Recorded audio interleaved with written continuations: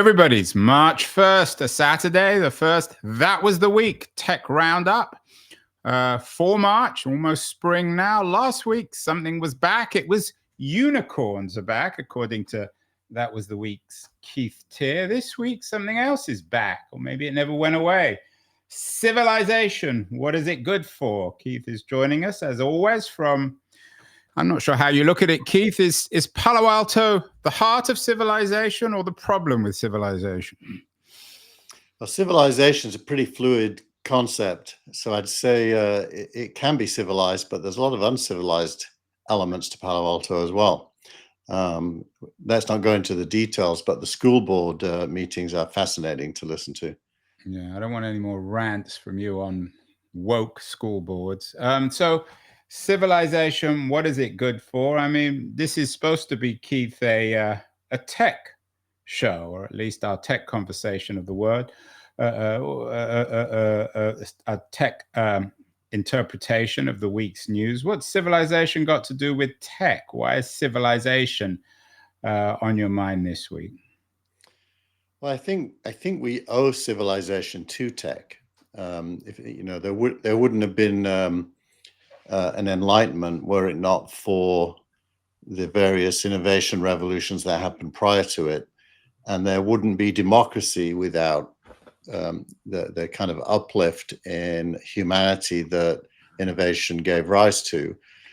We'd still be kings and lords and feudal serfs. So civilization and tech are highly interconnected. And this week there was a really good article that leads the newsletter. That we can achieve great things. By David Brooks of the New York Times. It was one of the rare times where you and I are thinking identically. I sent it to you and then you said, I've already got it in it. We can achieve great things. So I have to ask you, you talk about civilization and lords and serfs. Some medievalists would say that the medieval period of lords and serfs was a high point of civilization. That was even in technological terms, that was the period in history where the great cathedrals of Europe were built. Why are we more civilized than the medieval people? I think civilization is a process. So you know, we can disagree about the definition, but my definition would be the average experience of life of the average citizen is constantly improving. You know, being able to get fresh oranges and bananas from the store, as mundane as that may sound, couldn't be assumed even within the last century. So, you know, supply chains, global markets, transport, flying around the world in less than 24 hours, or to the other side of the world at least. All of these things are representative of human life experiences that become available to many people, not all people for sure. Well, it's really, I'm not sure if you're really talking about civilization. You're talking about progress, or at least your version of progress. Because some people might argue that civilization was realized with the ancient Greeks, and it actually has nothing to do with technology. So, well, that's why I say it's fluid. I think civilization is a container word. Within it, there are required elements. In the past, ancient Greeks being a great example, democracy wasn't required to have civilization. You could have slavery and civilization. So I personally wouldn't call that civilization. I'd call it a slave society with intellectuals, which is a different thing. I do think civilization these days contains politics, economics, social norms, law, legal systems, the rule of law, the right to not be picked up off the street and thrown in prison for your whole life, and so on and so forth. So the meaning changes. I think it also these days implies access to communications, the ability to communicate. There's all kinds of things that civilization today means. And I think the only way to judge it actually is from the future. You have to have in your mind an ideal civilization and look today and ask what's missing to have the ability to write an article like we can achieve great things, because great things need to be defined from the point of a desired future. And so what you're really discussing is, what does future civilization have within it that doesn't exist within it today? So it's the idea of progress. I looked up Western civilization, and one of the things that got thrown back at me was apparently a quote from Mahatma Gandhi. What do I think, when somebody asked him, what do I think of Western civilization? And Gandhi famously responded, I think it would be a very good idea. Although apparently, according to AI, he may not have actually said that. I'm not sure if we need AI to ruin that wonderful remark, even if it wasn't true. Did Gandhi, or does Gandhi have a point that we're talking about Western civilization? Your op-ed this week is just broadly about civilization. I don't know whether you chose to use an AI for the art, Keith, but we have this picture of a huge metropolis apart in the cover. I'm not sure everyone would necessarily associate huge high-rise metropolises with civilization. Well, the ability to live in a warm apartment with a bed is certainly one element of civilization, and that certainly couldn't be taken for granted until last century. So yeah, I do think big cities are part of civilization, transport systems, but and I think, you know, we can achieve great things really is pointing to the fact that a narrative about a desired future has gone missing from the polis, if you will. He's focused on, and this is Brooks's point, right? Brooks's point. And his point is, and I'm quoting him here, that he points out an irony. Progressives, and Brooks is a conservative rather than a progressive. Progressives who believe in using governments to do good things have built a system that renders government incompetent, at least according to Brooks. Yeah, well, and that's the core of the discussion, which I focus on the editorial, which is, what is the relationship between innovation and government over time, and can you see government as a tool for the creation of civilization, or is government a problem? And you know, in America, at least, conservatives always want, in quotes, small government. And Democrats are characterized as wanting, in quotes, big government. And that is too static a way of thinking. What you need is a government that helps the underlying drivers of progress, part of which is technology and economics. And government over time will become less and less required for that as abundance is produced, as it always has been in the history of the human race. Government will have less and less role to play because there'll be more organic access to the things you need to have a good life. And so government itself is a variable. It's not big or small. It should actually be shrinking. In a world where there is civilization and progress, government should shrink organically, not because of your political point of view. It just should be less and less necessary. It's interesting that you bring up the word abundance in Brooks's essays. It's definitely, for all our viewers and listeners, it's definitely well worth reading. It's one of his better pieces. We Can Achieve Great Things. Brooks talks about two upcoming new books, Derek Thompson and Ezra Klein's Abundance, and also Yoni Applebaum's Stuck, which we'll talk about later.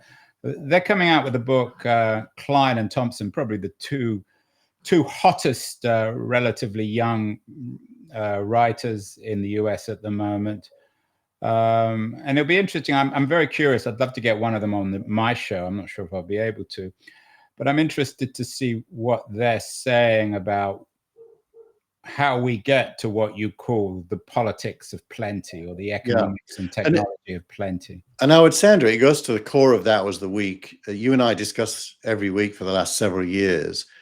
And most of what we talk about is, or at least what I talk about, is a kind of inevitable globalism that comes out of technology and progress, a desire for wealth to be uninhibited by government.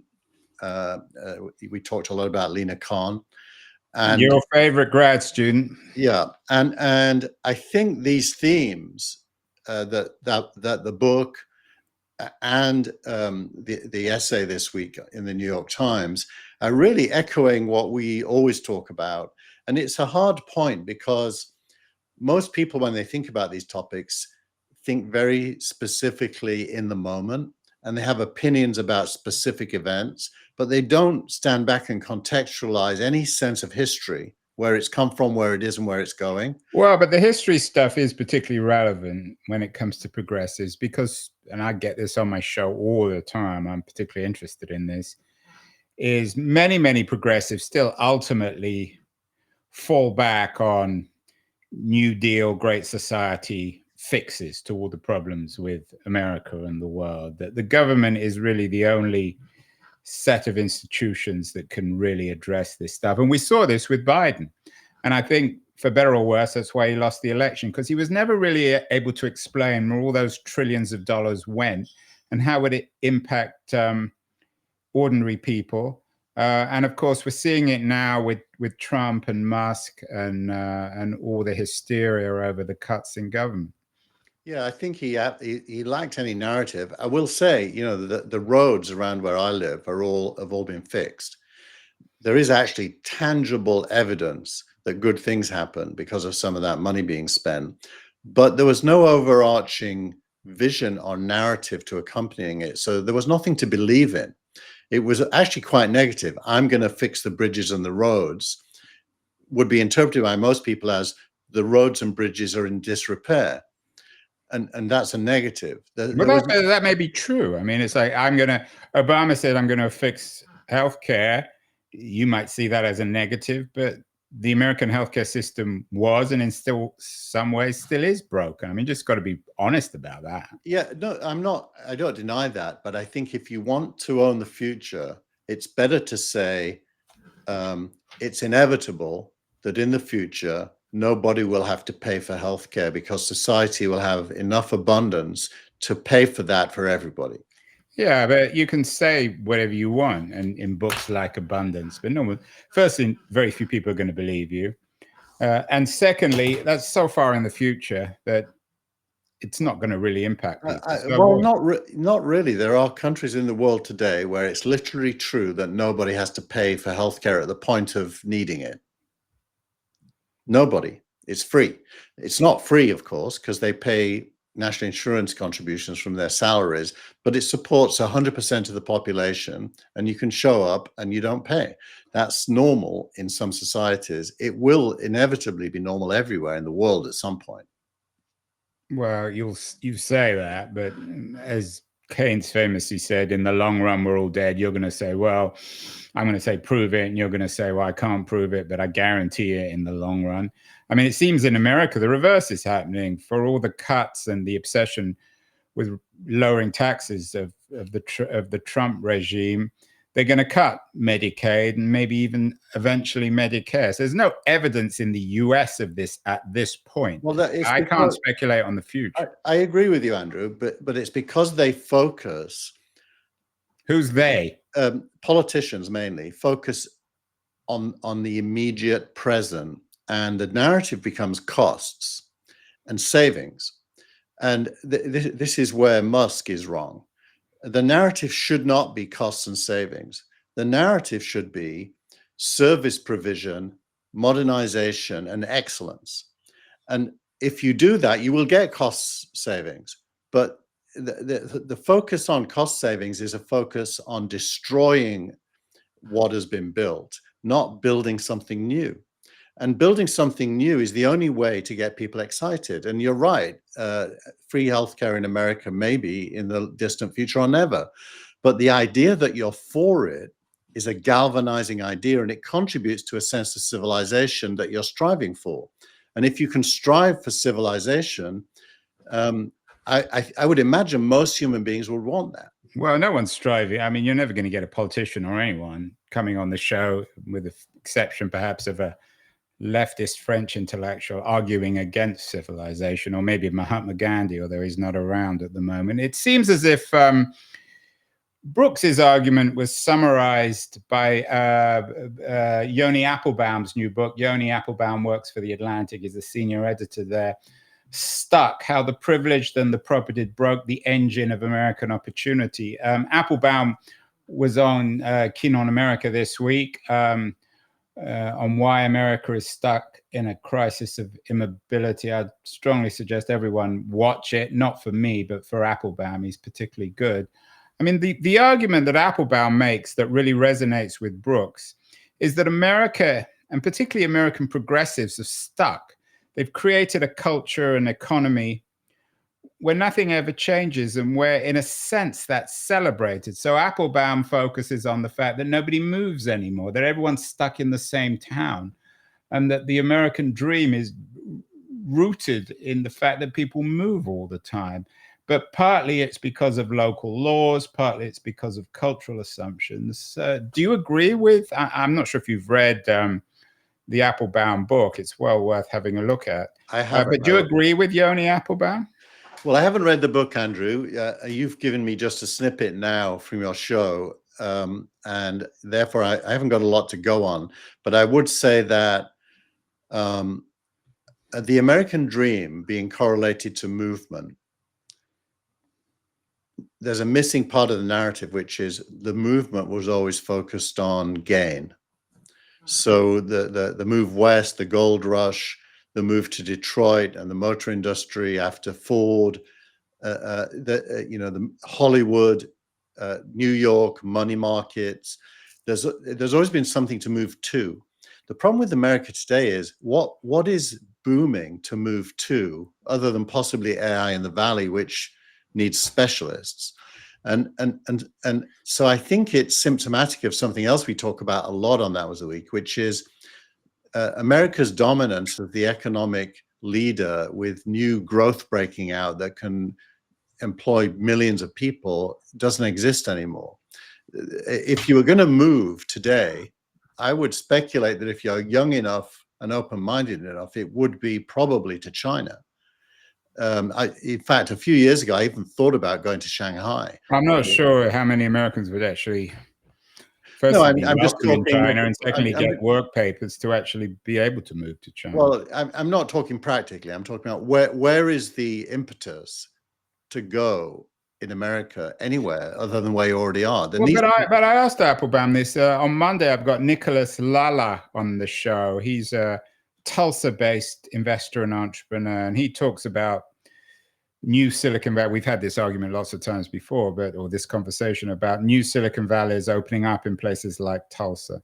If you're an engineer in Menlo Park or Palo Alto or San Jose, Keith, why would you stay there? The rents are ridiculously high. There's too much competition. Why not go to Tulsa or Detroit or any other smaller place where there's lots of incentives for innovation? That's what I don't understand is people aren't moving. I get the rules and the laws, but you're still allowed to do it. I would say moving to Tulsa would represent a negative compromise in your life chances.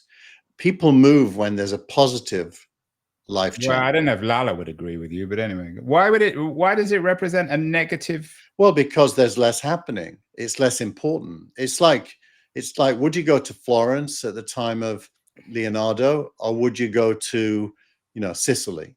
You'd go to Florence. Well, I don't know. It depends what you're doing. I think that's wrong. In fact, because there's so many variables. And not everyone's going to be Leonardo, and not everyone's going to be Steve Jobs. Yeah, but you're talking about, to be harsh about it, you're talking about what losers do to go and hide. No, I'm not. I'm talking about ordinary people who aren't going to become multi-billionaires. But they don't know that. They think they might. But I think what Applebaum argues is it's more also bound up in local laws. I mean, should regulation be, or should laws be restructured to encourage people to move? Well, I do think it's liberating if movement is easy, for sure, and I would include borders in that. But I think the world is actually going in the opposite direction. I agree with Applebaum that we are building walls around borders, including cities, and that is wholly negative. I agree with him on that. I don't know if he says it's negative, by the way, but if he does, I agree with him. I mean, and I talked with Applebaum about this in the interview. Is with all this revolutionary technology, the internet obviously comes to mind. It's not in contradiction to being stuck. It almost compounds it. So people go on the internet and they do everything online, but they're still stuck in their physical lives, in their physical places. And it'll be interesting to see in the age of AI whether that only compounds things, because as we're going through more and more profound revolution in how we work or how we don't work, are we going to be more or less stuck in our lives? I would say the concept of stuck is a fascinating concept. It's actually fascinating. I think it's a mindset. It's when you do the same thing week after week without considering anything else. And that's so alien to me. I mean, from one week to the next, I've always got new things I'm focused on. And so that's a mindset. It's a kind of almost like your emotional DNA forces you to do new things because it's boring to keep doing the old things. But you need to have the confidence that it's okay to fail, that it's okay to put things at risk. And stuck is the word I'd use for people who take no risk, don't imagine what comes next, have no energy for even putting their foot into what might come next, and therefore they get stuck. But those people are not going to change society or build civilization. They're consumers of civilization. They're not creators of civilization. Well, the second essay in your Insights, Essays of the Week, was an interesting conversation. I thought it was particularly interesting on the Ezra Klein show between Klein and Martin Gurri. He's been on my show before. He's the author of The Revolt of the Public, which is a kind of a cult book. He first self-published it. Now it's become almost a classic. The Crisis Authority in the New Millennium. Gurri is a Trump supporter, not hardcore MAGA, but he has an interesting take. Why did you choose Klein's conversation with Gurri? Well, I mainly chose it because it attempts an overarching understanding of a whole period of history in which the media has gone from, professionally produced, credible news coverage and conversation to highly partisan, tribal media that then gets disambiguated by social media. And you've now got the crowd, or the public, as they call it, being able to independently arrive at points of view that are not shaped by media barons anymore. And they talk a lot about the crisis of authority. I think almost every government in the world is suffering from a crisis of authority. We just had the German elections this week. And underlying that is look at the decline of the Social Democratic Party in Germany to a minority party in a coalition from what was back in the 1930s Germany's government, and many times since.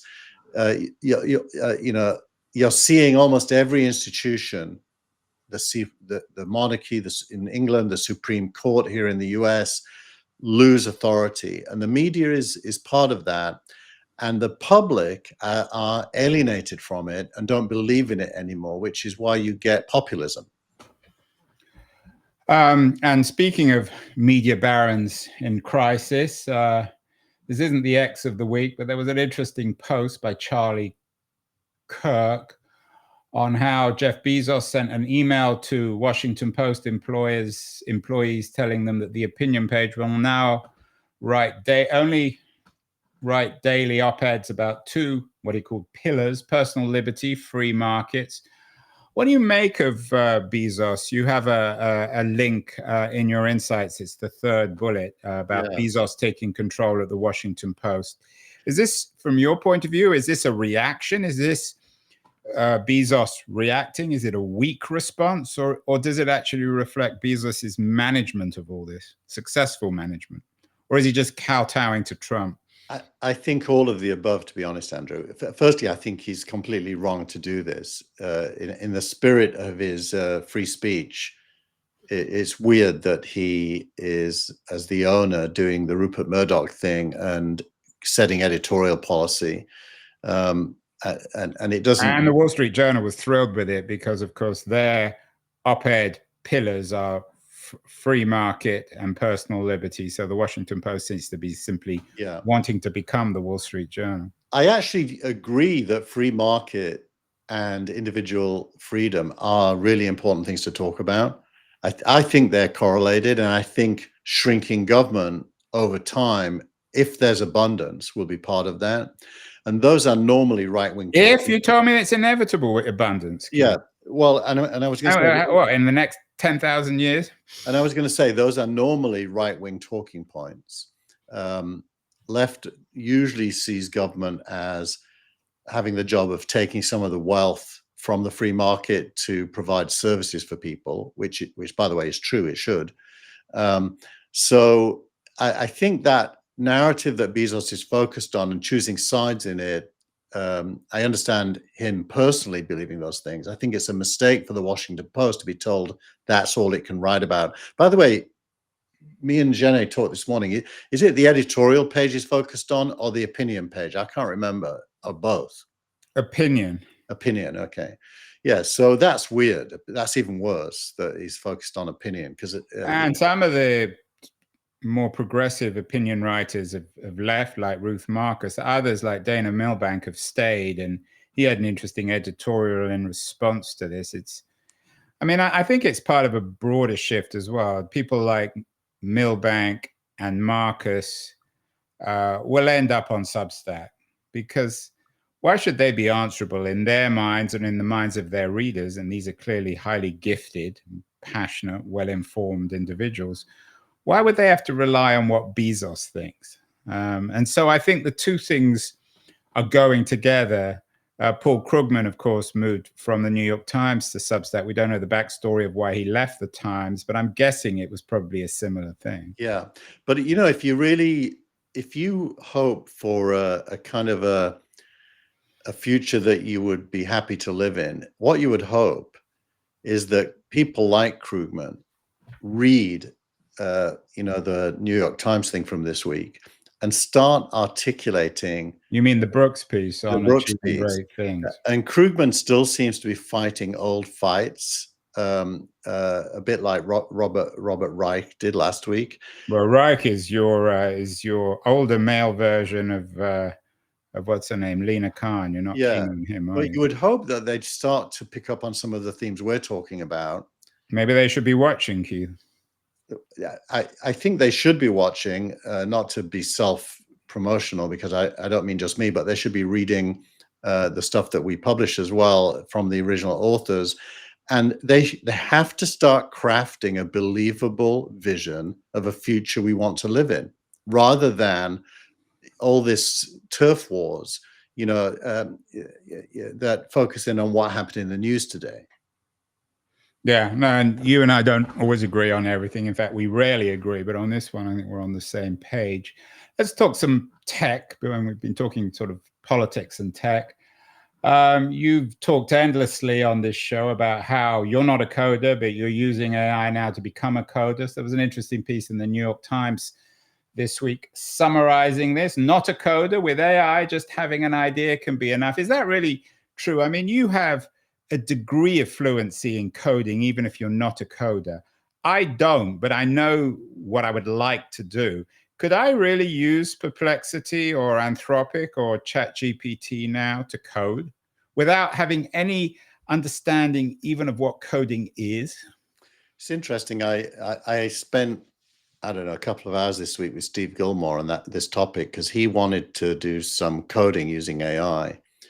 And so in about 15 minutes, we built some code using Anthropic that could take his RSS feed out of Feedly and produce a reading list for a newsletter automatically, and it was I don't know, 300 lines of Python code, and he could save it and run it, and the AI could even tell him how to install Python on his machine so it would run step by step. Yeah, but you So talk about Python. Well, if Steve doesn't understand what coding is, what's the value of Python to him? you don't need. That's the whole point in answering your question. You don't need to understand coding because the AI does. You need to understand what you want the code to do, and then ask it to write it for you, and it will. So And give me then the concrete. What did Python write for Steve? it wrote it wrote a way of accessing the RSS feed from his Feedly, grabbing all the articles he'd saved to read, downloading an HTML version of all those articles with some web links connected to it and a summary of each article that allowed him to then think about the articles and whether he wanted to put them into a Gilmore Gang show. And all of that was written in code, but based off of plain English requests. And the Python is a file, just like a Word document. It's a file with a .py ending. He could save it, and he could then type in Python, name of file. It ran and did all the things it was intended to do. Now, coming back to Abundance, Klein and Thompson's new book, and this Times piece about everyone now being able to code. What does this suggest? I mean, you've got, I think, two of your three sons are either studied or have studied or are about to study coding. What does this mean for coders?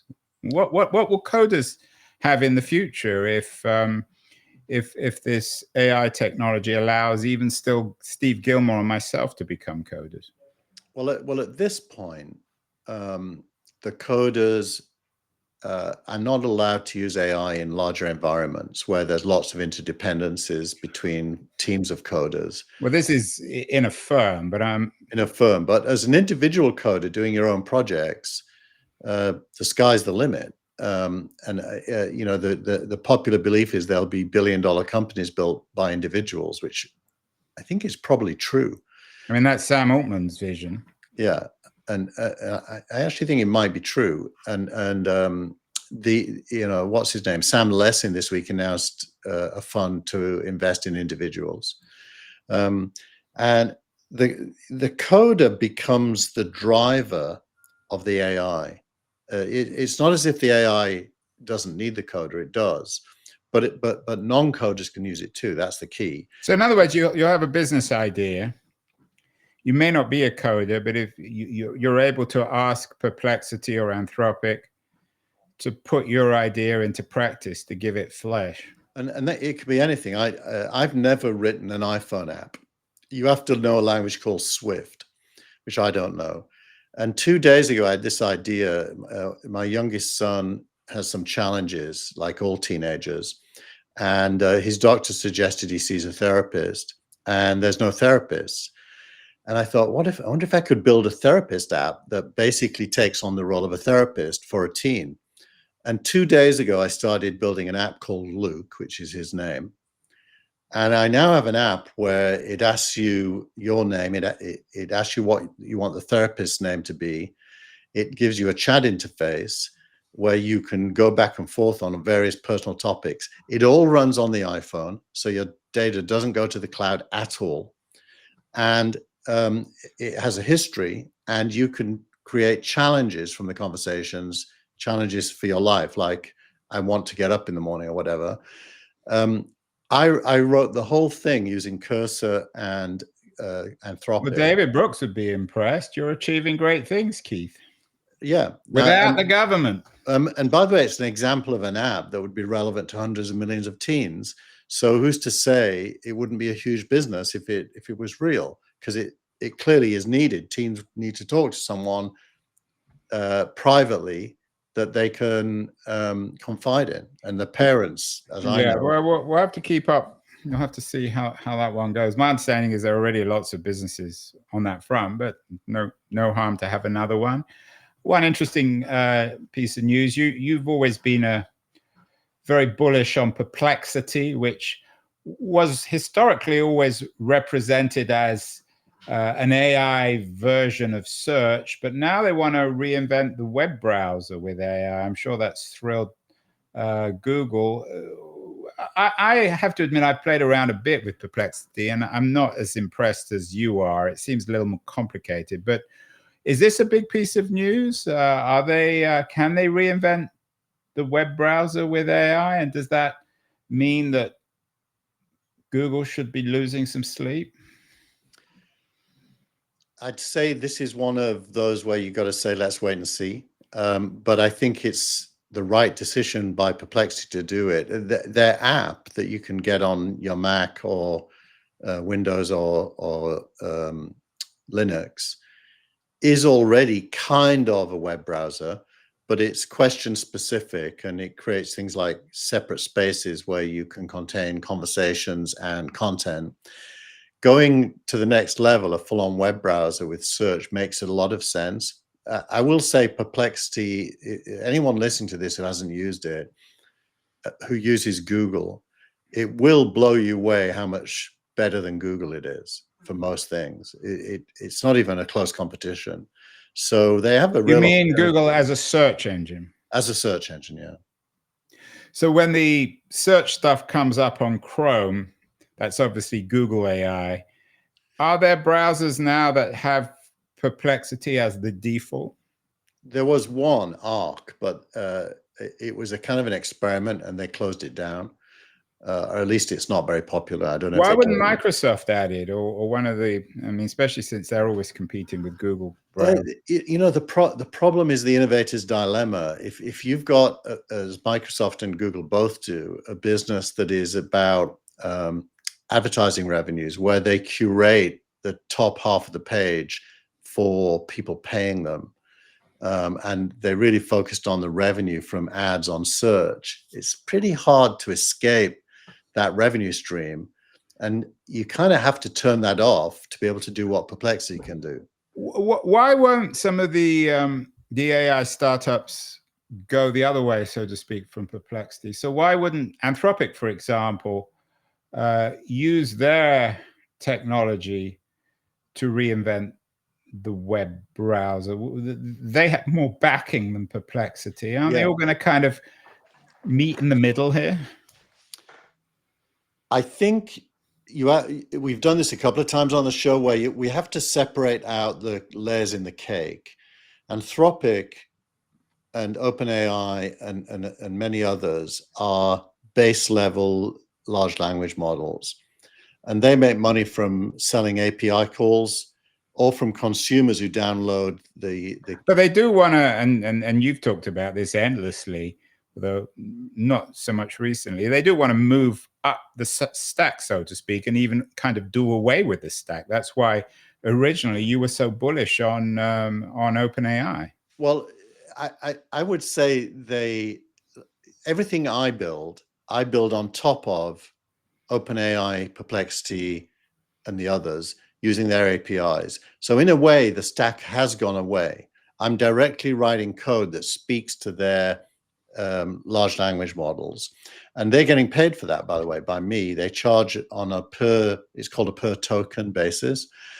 So the stack has already gone away. What Perplexity are doing is the same as me. They're building something on top of those LLMs, and they have access to all of them, including their own, by the way. They have one of their own, which isn't terrible. And so, which is your way of saying it's pretty shit. No, I actually think it's good. Isn't terrible. It's good, but it's maybe they should have a little quote underneath. Keith Tier, this isn't terrible. It isn't as good as this week's Claude 3.7 or OpenAI's 4.5, and it can't do the reasoning stuff that's now. So I think the underlying owners of LLMs are making huge amounts of money helping people build stuff that for users on the other side. And I do think that is valid, and that will happen. But I think the big winners are the LLM owners, without needing to innovate that much on their LLMs, because they're already good enough. Well, speaking of innovation and LLMs, you mentioned OpenAI unveiling its GPT 4.5 Orion. I know you're not always in agreement with Gary Marcus. Gary Marcus seems to get a lot of joy out of the fact that it's been poorly reviewed. What's your take on GPT 4.5? Is it the big failure that Marcus is arguing? I haven't read his piece, but I will say they've rushed it to market, and it's super expensive. The API price of using it is, I think, almost 100 times more than using their O3 mini model. So it's super expensive because it's very large and needs a lot of computation. And clearly, they haven't yet been able to package it up into a way to deliver it to people paying $20 a month. Yeah, and that's a serious, coming from you, who's always been very, very bullish on OpenAI. That's a considerable degree of disappointment, Keith, because there's lots of alternatives. Billions of dollars are being poured into this.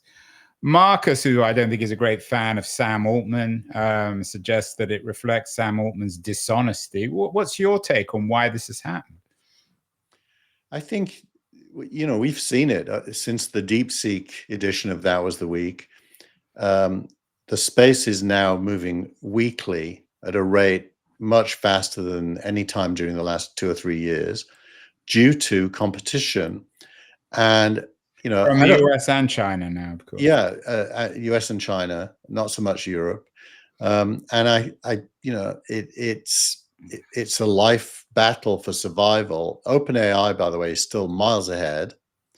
I think Anthropic is running them neck and neck, quality-wise. You just said that they're miles ahead, and then Anthropic's running them neck and neck. They have considerably less investment. Yeah, but Anthropic's been neck and neck with them the whole way through. So how can they be miles ahead if Anthropic's neck and neck? Well, they're miles ahead of Microsoft, Amazon, Google. Yeah, well, Amazon doesn't. Amazon's an investor in Anthropic, and Microsoft's I'm not sure if they still have, but most of their chips are in OpenAI. No, Microsoft has its own models called Phi. Well, are they miles ahead of Grok and Gemini? Grok just about caught up after investing in 200,000 GPUs. They're not miles ahead. I mean, you keep on talking about miles ahead. Why are they miles ahead? Well, you're being a bit too literal. If we break it, I'll tell you what, I'm hesitating to answer because we're at 42 minutes, but there's a deeper conversation. OpenAI has its finger in hundreds of pies that the others can't play in. The LLM piece is less and less important. What's really important is the APIs and the agents and the ability to reason. And by most of these different variables, OpenAI is still very far ahead. I mean, I know you're using the time clock as an excuse, but I mean, with or without APIs, if OpenAI is not keeping up, or if they're equal and their pricing's different, or if people lose faith in Sam Altman, then I expect things to change. Moving on, Keith, because as you said, we're taking advantage. I hope we haven't lost our entire audience. Startup of the week is Tactile with a K, Taktile. What's the big deal about Tactile there on their website? That they have 2 announcements. Firstly, they raised $54 million, Series B, which is your sweet spot. And then they have announced as a agentic AI workbench, every decision matters. So Tactile, a big deal? Well, it's an enterprise application of using AI. It's a good example of what we were just talking about. They are building on top of LLMs, but they're building specific features for an enterprise decision-making flow. The round was led by a UK investor, Balderton, which is used to be called Benchmark in the UK, and they, through a whole series of events, changed the name. And it was worthy just because you're starting to see the application of AI to enterprise processes. Interesting. So we will hear more about this. Finally, and it's become more now an X of the week, connects with another piece of tech news that we didn't cover, but is covered in your X of the week from Simon Taylor. Wow, Stripe just dropped the annual letter, and the numbers are huge. $1.4 trillion of total process volume. Acquired Bridge for $1.1 billion. What's the big Stripe news? Why is this news this week? Stripe puts out an annual investor letter along with. Just remind everyone, Keith, what Stripe is. Yeah, so Stripe is it's a little bit like Intel Inside on a PC. It's the billing system that most internet and mobile websites use. And so most money that you pay in subscriptions or for goods and services on the internet, not most, but a lot of that money goes through Stripe. There's a few other players similar. They're the plumbing. They're the plumbing, and so that you have to use them. You don't have a choice, right? Yes. So the one on Substack, for example, if anyone pays for content, it goes through Stripe. Correct. So they do an investor letter, which they did again this time, and the investor letter focused on the AI companies using Stripe, and they quantified how fast AI revenue is growing. And it's one of the first times when you've been able to get real data on AI's revenue. And that made it kind of super interesting. Stripe themselves are growing at about 38% a year. So even though they're huge, they're still growing fast. They're going to do an IPO, is that? No, I don't think anytime soon. They're doing a secondary sale, valuing themselves at 91 billion, which means their employees can sell shares to new buyers, even though the company is still private. And so you don't have to go public because you can provide liquidity for investors and employees while still being private. So in overall terms, what does the Stripe, finally, Keith, what does the Stripe news tell us about civilization, which was the subject of this week? What's it good for? Can Stripe make the world more civilized? I think to go back to tech, where would civilization be without indoor plumbing? So since Stripe is the plumbing of our AI future, why do we need them to have a civilized world? That's very apt. I think one measure of civilization is how interdependent we are as human beings. And plumbing is the thing that allows us to leverage interdependence, to act as a whole instead of just as individuals. And to me, the more interdependent we are, the better, because it's kind of the world's population leveraging its capabilities to collaborate on the future. Stripe is a big part of that, on the internet at least. Well, Keith Teare, we will continue all our conversations about civilization and its techno discontents in future March and all 2025 shows. Keep well, Keith, and we'll talk next week. Bye.